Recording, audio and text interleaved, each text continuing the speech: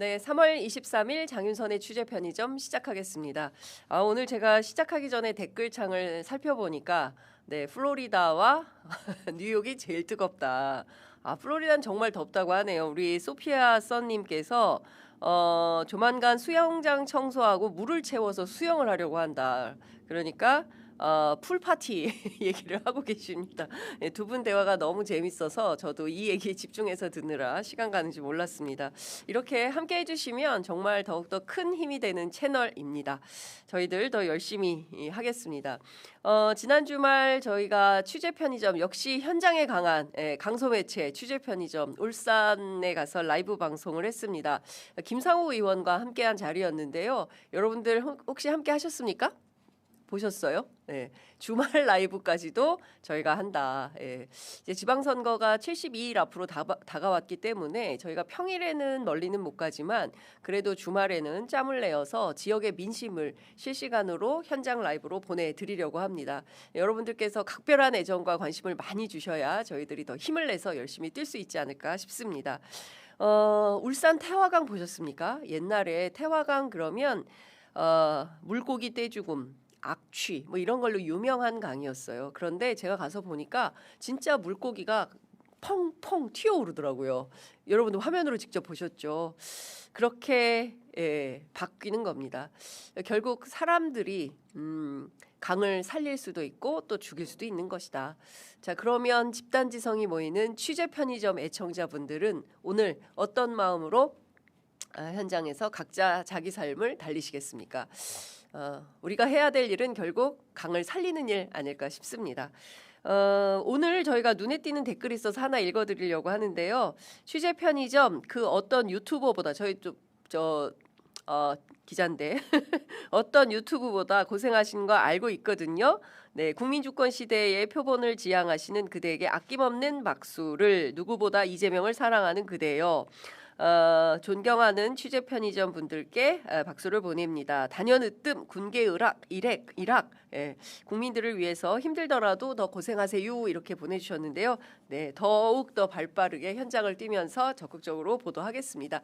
자, 오늘 준비한 첫 번째 소식 우선 영상으로 만나보시겠습니다.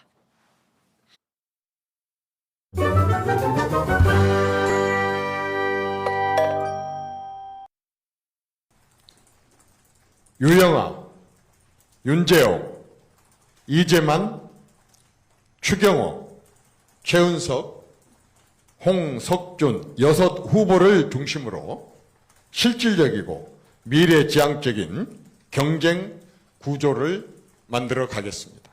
공천 과정에서 여러 이야기가 나오게 된 것에 대해서는 우선 당대표로서 죄송스럽게 생각합니다. 그리고 당대표로서의 역할을 하겠다고 말씀드렸고 오늘 나눈 말씀이 공간에 전달이 되고 공천 과정에 반영될 수 있도록 당대표로서의 역할을 하겠다는 말씀을 다시 드리겠습니다. 이번 선거는 누가 시장이 되느냐의 문제가 아닙니다. 우리 대구 정치가 바로 서느냐, 대구 시민들의 주권이 존중되느냐 하는 문제입니다. 저는 끝까지 제 모든 것을 걸고 대구 시민의 주권과 선택과 자존심을 지켜드리겠습니다. 지금 국민의힘의 당권파가 열심히 하는 것은 숙청과 징계밖에 없다고 생각했습니다. 그렇습니다. 오늘날 지금 우리가 사랑하던 그 국민의힘을 윤리위 동원해서 반대파 찍어내는 숙청과 징계 전문 정당이 됐습니다. 앞서 말씀드린 대로 오늘 지방선거가 D-72일차가 됩니다. 이번 지방선거의 최대 승부처는 서울과 부산이 아니라 대구가 될 것 같다라는 예상이 벌써부터 나오고 있죠. 저희도 지난주에 계속 말씀드린 바 있는데요. 이 가운데 어제입니다. 22일 국민의힘 공관위가 대구시장 후보 예비 경선에 앞서서 2명을 컷오프했는데요. 한 사람은 육선의 주호영 의원 그리고 다른 하나는 이진숙 전 방통위원장입니다. 중진 컷오프 방침에 가장 극렬하게 비판해왔던 주호영 의원 그리고 극우 유튜버 고성국 씨와 선거 캠페인을 벌이며 이른바 내정설에 휩싸였던 이진숙 전 위원장이 먼저 컷오프 된 겁니다. 왜 딱 이 두 사람이 컷오프 됐을까요? 관련해서 주목해야 될 몇 가지 포인트가 있어서 제가 어제 직접 취재를 해봤습니다. 하나씩 짚어보도록 하겠습니다. 일단 최근 여론조사상 가장 선두를 달리고 있는 두 인물이 있으니 그중에 한 사람은 바로 이진숙 위원장입니다. 여론조사기관 RN서치가 대구경제신문 의뢰로 지난 18일부터 19일 가장 최근 조사입니다. 대구에 거주하는 만 18세 이상 성인 남녀 810명을 대상으로 대구 출마자 다자 대결을 조사했습니다. 그랬더니 김부겸 전 총리가 32.8%로 가장 높게 나왔고요. 뒤이어서 이진숙 전 위원장이 28.2, 추경호 국민의힘 의원이 9.5, 주호영 국민의힘이 9.0, 윤재옥 의원이 4.7, 유영하 의원이 3.0 수준으로 조사가 됐습니다. 양자 가상 대결을 해봤습니다. 그랬더니 이때는 조금 바뀝니다. 이진숙이 42.7, 김부겸이 39.5. 존칭 생략입니다. 두 후보 간 격차는 3.2%포인트로 오차 범위 내 접전 양상을 보이는 거로 조사가 됐지요. 그렇다면 국민의힘 내부로 축약해서 조사를 해봤더니 이때는 또 순위가 바뀝니다. 이진숙 위원장이 30.6으로 선두를 기록했고요. 뒤이어서 주호영 16.3, 추경호 12.1, 윤재옥 5.6, 윤영아 4.7 순으로 집계가 됐습니다. 사실 이 조사를 보면 국민의힘 여론조사상 1위 순위를 다투는 두 후보를 잘라낸 셈입니다. 이게 상식적으로 납득이 가십니까? 대개의 경우에는 여론조사에서 우위를 범하는 사람 순으로 컷오프가 진행이 되는데 이 전혀 반대의 상황인 것입니다. 관련해서 이정현 위원장이 어제 컷오프 소식을 전하면서 입장을 밝혔는데요. 그거 영상으로 우선 보시겠습니다. 이진숙 후보와 주호영 후보는 이미 각자의 영역에서 대한민국 정치의 중심을 지켜왔고 또 지켜갈 분들입니다. 공관위는 이 두 분의 역할이 대구시장이라는 단일 직위에 머물기보다 국회와 국가 정치 전반에서 더 크게 쓰이는 것이 대한민국 전체를 위해 더 필요하다고 판단하였습니다. 자, 각자의 영역에서 대한민국 정치의 중심을 지켜왔고 또 앞으로 지켜갈 뿐이다. 이렇게 추어 세웠는데요. 어떤 뜻으로 읽으십니까? 둘 다 국회의원 하시라. 혹시 이런 뜻으로 들리지는 않으십니까? 관련해서 대구 지역 정가의 밝은 또 국민의힘을 계속 취재하고 있는 대구 지역 기자에게 전화를 했습니다. 이번 컷오프는 사실상 예고된 수순이다라고 하면서 주호영 의원도 아마도 이 결과를 미리 알고 있었기 때문에 격분한 만큼 행동할 것이다라고 분석을 했습니다. 어제 컷오프 결정이 내려지기 전에 장동혁 대표가 직접 대구에 내려가서 대구 출마 희망자 전원이 포함된 회의를 열고 약 40분간 면담을 했는데요. 이 자리에서 장 대표는 공천 잡음은 모두 내 책임이다라고 밝혔습니다. 이 면담 끝난 다음에 가장 표정이 안 좋았던 사람이 있었대요. 누구냐? 바로 주호영 의원이라고 합니다. 기자가 주호영 의원에게 물었다고 합니다. 왜 이렇게 표정이 안 좋으십니까? 지금 내 표정이 좋을 게 뭐가 있노? 이렇게 반문을 했다는 것이고요. 주호영 의원의 언론 특보는 뒤통수를 맞았다. 이렇게까지 표현을 쓰면서 격앙된 태도를 보였다는 것입니다. 사실상 무소속 출마 수순으로 기자는 해석을 하고 있습니다. 실제 공정한 경선이 무너지면 좌시하지 않겠다라고 으름장을 놓았던 주호영 의원은 SNS를 통해서 이정현 공관위원장이 정상이 아니다. 이정현이라는 인물을 공관위원장이라는 중책에 앉힌 당 지도부도 정상이 아니다. 이것은 대구시장 포기 선언이다. 승복은 어렵다. 바로잡겠다. 사법적 판단을 구하겠다. 당내 자구 절차 밟겠다. 대구시민 선택권을 교묘하게 박탈하는 정치적 꼼수다. 부당한 결정에 결코 침묵하지 않겠다. 마지막까지 물러나지 않겠다. 무소속 출마를 예고한 것에 다름 아니다라고 보여질 수밖에 없습니다. 실제 왜 여론조사 1, 2위를 컷오프 시켰을까요? 국민의힘 주변에서는 이런 판단이 나옵니다. 주호영은 주저앉히고, 그러니까 국회의원 계속 하라는 것이죠. 이진숙은 배지를 달아준다라는 포석이며 결국 이것은 한동훈의 출마는 반드시 막겠다라는 결심이다. 이렇게 해석하는 게 옳다라는 분석이 나오고 있습니다. 이 중에 주호영 변수가 굉장히 중요하다 이렇게 보고 있는데요. 그 이유는 무소속 출마 경험이 있는 유일한 후보라는 점 때문에 그렇습니다. 주호영 의원은 지난 20대 총선 당시 새누리당 공관위가 자신의 지역구인 대구 수성을 해서 여성 우선 추천 지역으로 정하면서 당시 현역이었던 주호영 의원을 공천 탈락한 바 있습니다. 이때 똑같은 수순을 밟았습니다. 가처분 신청 냈고요. 법원이 인용했음에도 불구하고 번복되지 않자 탈당해서 무소속으로 출마했고 결국 46.8%를 얻어서 당시 새누리당 여성 후보였던 이인선 의원을 제끼고 당선이 됐습니다. 그리고 복당을 했지요. 이런 방식을 이번에도 똑같이 쓸 것이다라는 게 대구 지역 정가에 밝은 분석가 전문가들 그리고 기자들의 판단입니다. 중요한 것은 또 하나가 있으니 그것은 바로 김부겸 변수입니다. 앞서 여론조사에서도 소개해드렸지만 TK 지역에서 국민의힘은 민주당에게 밀리는 여론조사는 나옵니다. 그러나 김부겸 전 총리를 집어넣으면 여론조사 순위는 확 바뀌게 되죠. 실제로 이 결과가 계속 진행이 될까요? 그 부분에 대해서는 어느 누구도 확언해서 장담하지 못합니다. 그 이유가 정당 지지도하고 결부가 되어 있는데요.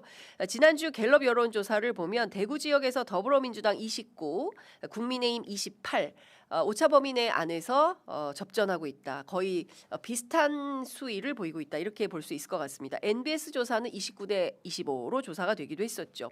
압도적 우위가 아니라는 겁니다. 어디가? 더불어민주당이. 그러니까 실제로 3파전이 되어서 국민의힘 후보 아마도 이렇게 되면 그 추경호 의원이 최종 후보가 될 가능성이 매우 높다. 이런 전망이 우세한 상황인데요. 3파전이 될 경우에는 김부겸 후보에게 다소 유리하지만 결국 국민의힘 지지하는 유권자들이 투표장에 대거 불참할 가능성이 매우 높다. 이런 분석이 나오고 있습니다. 또 하나는 이렇게 돼서 결국 김부겸 전 총리가 당선되는 상황이 된다면 주호영 의원은 그야말로 대구에서 배신자 프레임에 빠질 수 있다. 이런 진단도 나오고 있습니다.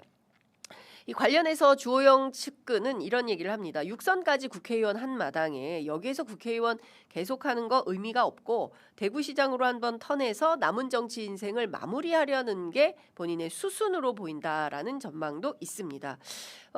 이렇게 돼서 만약에 주호영 의원이 대구시장 후보가 되면 수성 을구는 아마도 한동훈 후보가 꽂힐 가능성이 굉장히 높다. 이런 분석도 나옵니다.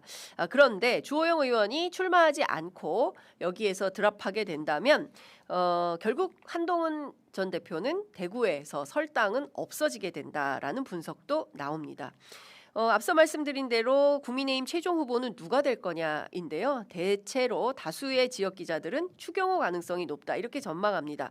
이진숙 가능성은 낮다 이렇게 보는데요. 그 이유는 뭐냐? 첫째, 누군지 잘 모르고 둘째, 인기가 별로 없다. 이런 분석이 나옵니다. 적당한 자리를 보궐선거로 출마하도록 자리를 주고 배지를 달아 국회로 진출하도록 한다라는 전략이라는 건데요. 어디로 갈까요? 과방위 가능성이 높지 않을까요? 예를 들어서 당선이 된다면요. 당선이 안 될 수도 있지만요. 어떻게 될까요? 후반기 국회가 또 왁자지껄해지지 않을까 벌써부터 생각이 듭니다. 결국 누가 될지 대구의 표심은 어떻게 흘러갈지 굉장히 귀추가 주목되는데요. 앞서 말씀드린 대로 민주당의 지지율은 늘 20%대, 그러니까 국민의힘에서 이탈한 유권자들이 민주당으로 흘러가지 않고 무당파를 계속 형성하고 있기 때문에 결국 김부겸 개인은 찍어주지만 민주당 지지는 가지 않는다. 이런 희한한 현상이 계속 갈 수도 있겠다라는 분석이 나옵니다. 최근에 다만 민주당에게 긍정적인 신호가 하나 나오고 있는데요. 그것은 바로 이재명 대통령에 대한 평가라고 합니다. 최근 오마이뉴스 대구 지역 기자인 조정훈 기자가 직접 취재한 바에 따르면 대구의 70대 어르신들 유권자들 사이에서 이런 평가가 나온다고 합니다. 이재명이 박정희 다음으로 제일 잘한다. 대구에서 박정희 신화가 깨지고 이재명 신화가 등장하게 되는 것일까요? 실제로 취재 편의점 대진표가 짜여지면 직접 대구로 가서 대구 유권자 민심을 직접 취재해 보도록 하겠습니다. 자, 저희가 준비한 다음 소식 또 영상으로 만나봐야 될 것 같은데요. 한동훈 전 국민의힘 대표가 지난 주말 서울 경동시장을 찾았습니다. 한동훈 TV에 올라온 쇼츠 함께 보시겠습니다.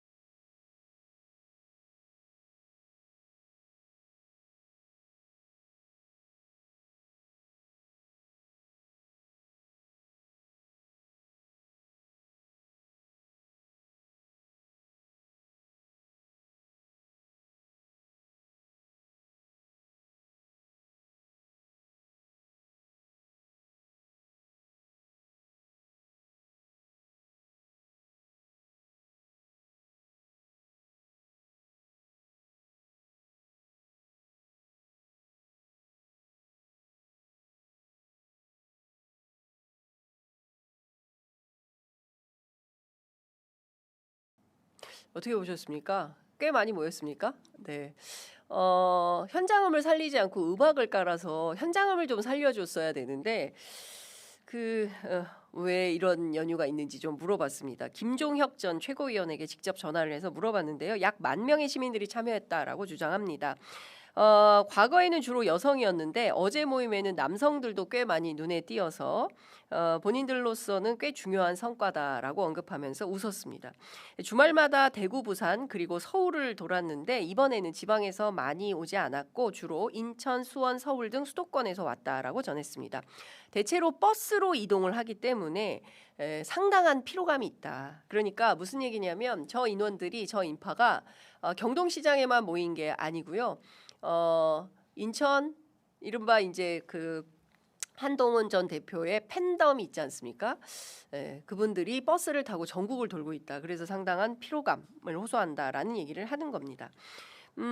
다음 순서는 어디로 갑니까? 라고 물어보니까 대체로 호남 또는 충청 이렇게 돌아야 하는데 현재로서는 아무것도 결정된 것이 없다라고 전했습니다. 왜 그렇습니까? 라고 물었더니 너무나 변수가 많은 상황이지 않느냐라는 반문이 돌아왔는데요. 중요한 것은 배현진, 김종혁 두 사람에 대해서 법원이 가처분 신청을 인용했으면 당이 사과하고 그릇된 결정을 내린 윤리위에 대한 당무감사를 돌입하는 게 뭔가 좀 정상적인 조치인 것 같은데 그런 조치가 전혀 없지 않느냐라고 한탄을 했습니다. 중요한 건 한동훈 전 대표의 출마 지역 같은데요. 아직도 어디로 갈지 정해진 것은 없다라고 선을 긋고 모든 것이 유동적이라고 얘기를 합니다. 앞서 저희가 취재해서 보도해드린 대로 하여간 한동훈이 나오는 데는 모조리 틀어막는다라는 게 국민의힘 방침인 걸로 보입니다. 최근에는 그래서 그런지 친한계를 중심으로 해서 혁신선대위에 한동훈 전 대표가 위원장으로 선임되어야 한다라는 주장도 있는데 당권파에서는 그렇게 중요하게 생각을 안 하는 것 같습니다. 실제로 중요한 것은 한동훈 전 대표가 저렇게 적극적으로 경동시장에서 많은 시민을 몰고 다녔음에도 불구하고 오늘 주요 일간지들은 저 소식을 단 한 줄도 보도하지 않았습니다. 예, 그러니까 중요한 포인트는 저 정도 되면 신문 지면에 사진 기사가 나와야 되거든요. 근데 사진이 하나도 나오지 않았어요. 그 이유는 혼자서 저렇게 대선 캠페인 비슷하게 막 촬영을 하지만 여론 시장에 별로 큰 영향을 미치는 것은 아니다라는 생각이 좀 듭니다. 어제 경동시장 연설에서 민주당과 국민의힘 양당을 모두 공격을 했는데요. 영상 잠깐 보시겠습니다. 청년의 실업률이 5년 만에 최고치를 기록했습니다. 취업을 못했지만 구직도 하지 않는 그냥 쉬었음 청년이 80만 명 가까이 됩니다. 그 청년들 앞에서 코스피 5천 넘었으니 역대급 유능 정부다라고 말할 수 있겠습니까? 네, 이재명 대통령은 지난 1월 25일 X에 올린 글에서 예측 가능한 정상사회로 복귀 중이다. 시장을 이기는 정부도 없고 또 정부를 이기는 시장도 없다. 이렇게 밝힌 바 있습니다. 무슨 얘기냐면요. 다주택자 양도세 중과 유예로 논란을 빚게 되자 대통령이 직접 나서서 5월 9일 이후 또 미뤄주는 일은 결코 없다. 무조건 끝이다. 이제 이렇게 아주 명확한 시그널을 시장에 준 것이고 그로 인해서 부동산 정책 신뢰감을 주면서 참 잘하고 있다. 이런 평가를 받고 있지 않습니까? 그로써 고공 지지율을 보이고 있는 이런 양상인데요. 그 부분에 앞토막만 살리고 뒷토막은 지워버리는 뭐 이런 우를 범하고 있는 게 아닌가라는 판단이 좀 듭니다. 이를테면 한동훈 전 대표가 보수 정상화 굉장히 좋다고 생각합니다. 그러나 검찰 안에서 썼던 낡은 프레임 정치는 벗어나야 될 텐데 여전히 그 프레임이 먹힌다라고 착각하고 있는 것은 아닌가 싶습니다. 시장에 가서 코스피 5천 시대를 언급하면서 주가 올랐다고 해서 시장 상인들의 삶이 좋아졌냐? 이를테면 아주 디테일한 부분, 그러니까 이 시장 상인들 가운데서는 주식으로 투자해서 돈 벌고 그걸로 성공하는 이런 사람들은 없는 거 아니냐. 누군가 뭐 아이디어를 줬음직합니다. 그런데 이것은 하나는 알고 둘은 모르는 소리다라는 비판을 들음직합니다. 이유는 저희들이 취재한 바에 따르면 다수의 자영업자들이 특히 4050 젊은 세대의 경우에는 주식으로 벌어서 사업에 투자하는 이런 경우가 많다고 합니다. 물론 실제로 사업을 통해서 사업 소득이 많아져야 하는 것은 사실입니다. 그러나 그래도 주식 투자로 돈을 벌고 있다라는 이 팩트는 좀 판단 이후에 평가를 해야 되는데 그런 것이 누락되어서 정치인으로서 조금 더 깊이 있는 공부 또는 취재 뭐 이런 게 필요한 거 아닌가 싶습니다. 대체로 신문을 읽고 논평하는 수준이라면 앞서 보신 대로 거의 대선판 분위기로 그림을 만들었는데 대선을 준비하는 정치인으로서 자격이 불충분한 거 아닌가라는 비판을 피하기 어렵다라는 생각이 좀 듭니다. 공교롭게도 한동훈 전 대표는 경동시장 굉장히 자주 찾는데요. 경동시장 한동훈 하면 제일 먼저 떠오르는 사진 있지 않습니까? 뭡니까? 네, 바로 생닭 사진입니다. 저는 저 사진을 보면 여러 가지 오묘한 생각이 드는데요. 애청자 여러분들께서는 어떠십니까? 요거 논란이 됐을 때 조국혁신당의 조국 대표가 생닭 안 먹었다에 5만 원 걸겠다 이렇게 해서 보도가 된 바 있기도 합니다. 실제 나중에 제가 한동훈 대표 인터뷰를 하게 되면 요때 이 생닭 처리 어떻게 했는지 꼭 물어보도록 하겠습니다. 다음 준비한 소식 우선 영상으로 만나보시겠습니다.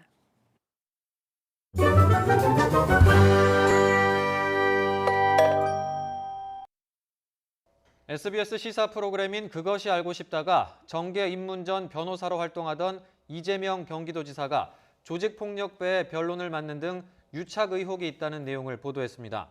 방송에서는 이 지사가 지난 2007년 인권 변호사 시절 성남 지역 폭력 조직인 국제마피아파 조직원 61명이 검거된 사건과 관련해 피고인 2명에 대한 변론을 맡아 2차례 법정에 출석했다는 내용이 담겼습니다. 대법원이 지난 대선 당시 이재명 대통령에게 조폭 연루설을 제기했던 장영하 변호사에 대해 징역 1년, 집행유예 2년을 확정했습니다. 장영하의 폭로는 의혹이 아니라 거짓이었고 정치 공세가 아니라 범죄였습니다. 조폭 연루자라는 근거 없는 주홍글씨는 대선 내내 이재명 후보를 따라다녔습니다. 이번은 국제마피아 조직원에 대한 변론과 관련해서 조폭인 줄 모르고 변호를 맡았다고 변명했지만 그 당시 유죄 판결문에 조폭이라는 사실이 명시되어 있었고 이재명 후보의 변명이 진실하지 못하다고 볼 수밖에 없습니다. 이재명 대통령은 과거 조폭 연루설 의혹 보도를 했던 SBS 그것이 알고 싶다 팀에 대법원 판결로 사실이 아닌 것으로 드러났으니 내가 이거 과욕인 줄 압니다만 미안하다는 진솔한 한마디를 듣고 싶다 이렇게 밝힌 바 있죠. 여기에 대해서 전국 언론노조 SBS 본부는 언론 길들이기를 중단하라라고 반발을 했습니다. 지난주 보도해 드린 대로 청와대는 2021년 대선 직전 장영하 변호사가 기자회견을 열어서 이 대통령의 조폭 연루설 그리고 20억 수수설을 주장한 것이 허위 사실 공표에 해당한다면서 대법원이 장 변호사에게 징역 1년, 집행유예 2년을 확정한 데 대해서 추후 보도 형태로 사실관계를 바로잡아 달라고 당부한 바 있죠. 이에 따라서 TV조선, 채널A 등 소위 레거시 언론들이 허위임을 인정하고 추후 보도를 했습니다. 대법원 판결 이후 대체로 대법 이재명 조폭 연루설은 허위 확정, 청와대 늦더라도 기사 수정해야 등등의 보도를 한 바 있습니다. 실제 그아를 지목해서 사과 한마디 받고 싶다 이렇게 인간적인 뭐라고 해야 됩니까? 인간적인 감정 뭐 이런 거를 이제 토로했다고 볼 수 있는데요. 관련해서 언론노조 SBS 본부가 지난 20일 밤 낸 성명이 있습니다. 권력 감시는 테러가 아니다. 언론 길들이기를 중단하라라는 제목의 성명인데요. 이런 겁니다. 그 알은 장 씨의 주장을 인용 보도한 것이 아니라 그보다 3년 전 파타야 살인 사건의 피해자 재판 기록 등을 취재하는 과정에서 드러난 내용을 확인해 보도한 것이다. 이 다른 언론들의 일방적인 받아쓰기 보도와는 결이 다르다라는 주장입니다. 특히 저는 이 대목은 참 부적절하다라는 생각이 좀 드는데요. 이 대통령이 해당 PD를 언급한 사실에 대해서 이렇게 주장했습니다. 지지자들을 향해서 조리돌림할 대상이 여기 있노라라며 좌표를 찍으려 한 것은 아닌가? 라면서 민주주의의 필수 불가결인 언론 자유를 위협하는 이 대통령의 SNS 행보를 강력히 규탄하며 반민주적인 언론 길들이기를 중단하라고 주장을 했습니다. 이런 걸까요? 저는 여기에 진심이 있다고 생각하지 않고 그동안 너무 많이 당했으니까 이 잘못된 사실이 그러니까 잘못됐다. 이것은 틀렸다라는 게 대법 확정으로 드러났으니 그에 대해서 사실관계를 수정하고 진솔하게 미안합니다라는 한마디 듣고 싶다라는 건데 이거를 지지자들을 향해서 조리돌림할 대상이 여기 있노라라고 일종의 좌표 찍기를 한 거다라고 비판을 하고 있습니다. 관련해서 이재명 대통령이 어제 다시 또 SNS에 글을 올렸습니다. 언론의 자유가 언론의 특권을 의미하는 것은 아니다라고 하면서 정론직필의 책임을 외면한 채 정치적 목적으로 사실을 왜곡하고 거짓을 유포한다면 그 악영향에 비추어 언론은 일반인보다 더 큰 책임을 지는 것이 타당하다라고 반박을 했습니다. 여러분들은 어떻게 생각하십니까? 이게 언론 길들이기고 지지자들을 향해서 조리돌림할 대상을 향해 좌표를 찍은 것이다 이렇게 보십니까? 아니면 실제 잘못한 그 왜곡하고 거짓을 유포한 데 대해서 언론이 책임지는 것이 타당하다고 생각을 합니까? 이런 생각은 좀 듭니다. 제가 이 사실 좀 오래된 일이어서 다시 한번 과거에 어떤 일들이 있었는지를 살펴봤는데요. 이 보도가 이렇게 된 겁니다. 당시 방송에서 SBS가 성남 지역 정치인들과 폭력 조직 간의 연루 의혹을 제기를 하고 경기지사였던 이재명 대통령 또한 2007년 성남 국제 마피아파 조직원 2명의 변호인단 명단에 포함이 돼 있었다라고 보도를 한 겁니다. 그리고 21년 대선 앞두고 장영하 변호사가 허위사실을 유포한 거죠. 금품 받았다고. 근데 이것은 모두 공직선거법상 허위사실 공표에 해당한다라는 대법 판결이 나온 겁니다. 실제 이 과정에서 이재명 대통령은 계속 그 가짜뉴스 대응이라는 블로그에 가짜뉴스 대응이라는 글을 올리고 내용 증명을 계속 보냈어요. 그래서 정확한 사실 확인과 객관적인 공정 방송을 부탁한다라는 요구를 했지만 실제 이것은 잘 받아들여지지 않은 것 같습니다. 언론은 무릇 사실과 다른 보도로 피해를 입은 당사자가 있다면 반드시 그에 대한 사과와 책임을 져야 한다고 판단합니다. 그 대상은 무명시라도 또는 권력자라도 마찬가지 기준이 적용되어야 한다고 생각합니다. 권력감시 일환으로 당연히 보도를 했을지라도 그것이 사실과 달라서 누군가에게 큰 피해를 입혔다면 그에 상응하는 조치를 하는 것은 상식에 부합합니다. 1977년부터 뉴욕타임스에서 국가안보 탐사 전문, 이른바 중동 전문 기자로 일했던 주디스 밀러라는 기자가 있습니다. 2002년 국제 테러리즘 기사로 플리처상을 받기도 했던 유명한 기자입니다. 그런데 이 기자가 부시 행정부의 고위 관리들이 흘리는 이라크 대량 살상 무기 관련 허위 정보를 여과 없이 보도해서 당시 부시 정권의 이라크 침공 명분을 제공했다는 비판이 제기가 된 바 있습니다. 이른바 리크게이트인데요. 취재원 공개하라라는 요구에 대해서 법원의 명령을 거부해서 85일간 투옥되기도 했습니다. 당시 뉴욕타임스 동료 기자들은 밀러가 이라크 침공을 위한 백악관의 언론 공작을 방조했다는 의혹이 짙어지면서 지면을 통해 그를 비판했고요. 결국 사표 내고 폭스뉴스로 옮기기도 했습니다. 이 사건과 관련해서 뉴욕타임스 빌 켈러 편집인은 이런 얘기를 했습니다. 뉴욕타임스가 독자들보다는 소속 기자들을 보호하는 데 더 중점을 두는 게 아니냐는 인식을 심어주게 될까 봐 두렵다. 이렇게 밝혔는데요. 저는 이 점이 굉장히 중요하다고 생각합니다. 사실 SBS가 사주가 있는 언론사이기 때문에 같은 지상파 방송임에도 불구하고 KBS나 MBC가 싸울 때 같은 크기로 싸우지 못했다라는 비판은 늘 받았습니다. 이제 와서 SBS가 언론 길들이기라고 비판하면서 주장하는 것을 어떤 독자들이 잘하고 있다라고 응원할 수 있을까요? 지금 제일 중요한 것은 자사 이기주의 그리고 자사 기자들의 또는 방송 프로그램 PD들의 이익을 지키기보다는 독자 그리고 시청자들을 생각하는 데 더 주안점을 두어야 하는 거 아닌가 싶습니다. 빌 켈러 편집인의 고민에 주목하면 좋겠다라는 생각이 좀 듭니다. 오늘 준비한 뉴스 퀵 배송 여기까지 하겠습니다.